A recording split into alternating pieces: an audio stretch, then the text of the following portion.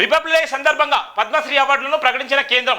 Megastar Chiranjeevi, Venkaiah Naidu సహా 5గురికి పద్మవిభూషణ్, తెలుగు రాష్ట్రాల నుంచి 3గురికి పద్మశ్రీ, యాక్షగాన కళాకారుడు గడ్డం సమ్మయ్యకు పద్మశ్రీ, బుర్రమీన వాయిద కళాకారుడైన దాసరి కొండయ్యప్పకు పద్మశ్రీ, హరికథ కళాకారిణి మహేశ్వరి కూడా పద్మశ్రీ ఉన్నటువంటి సందర్భం. ఇక పద్మశ్రీ అవార్డులు మన నుంచి ఎవరెవరికి వచ్చినాయి అంటే వెంకయ్య నాయుడు, చిరంజీవి గారికి పద్మవిభూషణ్, పద్మశ్రీ 3గురికి వచ్చినాయి. నిజంగా వాళ్ళందరూ కూడా జైభీం టీవీ తరపు నుంచి కూడా వాళ్ళ కృతజ్ఞతలు తెలియజేసిన వాళ్ళందరికీ కంగ్రాచులేషన్, ఆల్ ది బెస్ట్ జైభీంలతో. ఈ రోజు ఉన్నటువంటి మన నుంచి కూడా వాళ్ళు పద్మశ్రీ అవార్డులు తీసుకుంటున్నారు. అత్యంత ఖరీదైన, అత్యంత విలువైనటువంటి పద్మశ్రీ, పద్మవిభూషణ్ అవార్డు రావడం అంటే దేశంలో చాలా ఒక సంచలనము.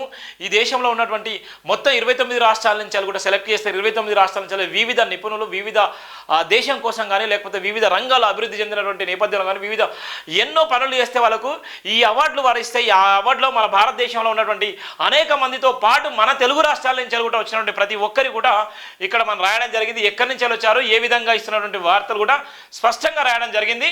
రిపబ్లిక్ డే సందర్భంగా దేశంలో 2 అత్యున్నత పురస్కారాలైన పద్మ అవార్డులను కేంద్ర ప్రభుత్వం ప్రకటించింది. మెగాస్టార్ చిరంజీవి, వెంకయ్య నాయుడు సహా 5గురికి పద్మవిభూషణ్ ప్రకటించింది.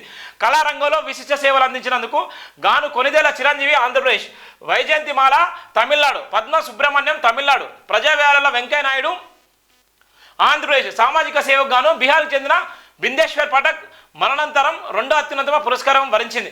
కాగా ఏడాది మొత్తం 132 మందికి పురస్కారాలు ప్రకటించారు. వీటిలో 5గురికి పద్మవిభూషణ్, 17 మందికి పద్మభూషణ్, 110 మందికి పద్మశ్రీలు దక్కాయి. వీరిలో తెలుగు రాష్ట్రాలైన తెలుగు ఏపు నుంచి 3గురికి పద్మశ్రీ వరించింది.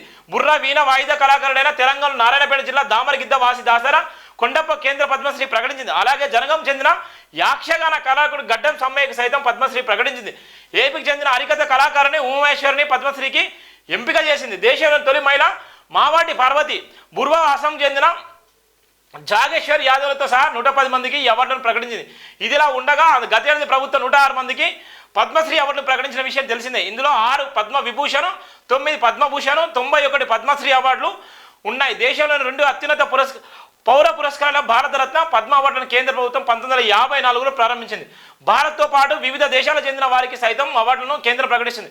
వివిధ రంగాల్లో ప్రతిష్టాత్మక అసాధారణ సేవలు అందించినందుకు అవార్డులతో సత్కరిస్తుంది. ఈ అవార్డులను ఏటా గణతంత్ర దినోత్సవం సందర్భంగా ప్రకటిస్తుండగా మార్చి, ఏప్రిల్లో రాష్ట్రపతి చేతుల మీదుగా అందజేస్తారు. ఇంకో చూడండి ఎంత ఘోరమో, ఎంత అద్భుతమో, ఎంత ఘోరాతి ఘోరం, ఎంత అద్భుతాన్ని కూడా చెప్పుకోవచ్చు. ఎందుకోసం అంటే దీనికోసం చాలామంది కృషి చేసిన వాళ్ళు ఉంటారు. ఎంతోమంది వివిధ నిపుణులు, వివిధ రంగాల్లో కృషి చేసిన వాళ్ళు ఆర్థికంగా కానీ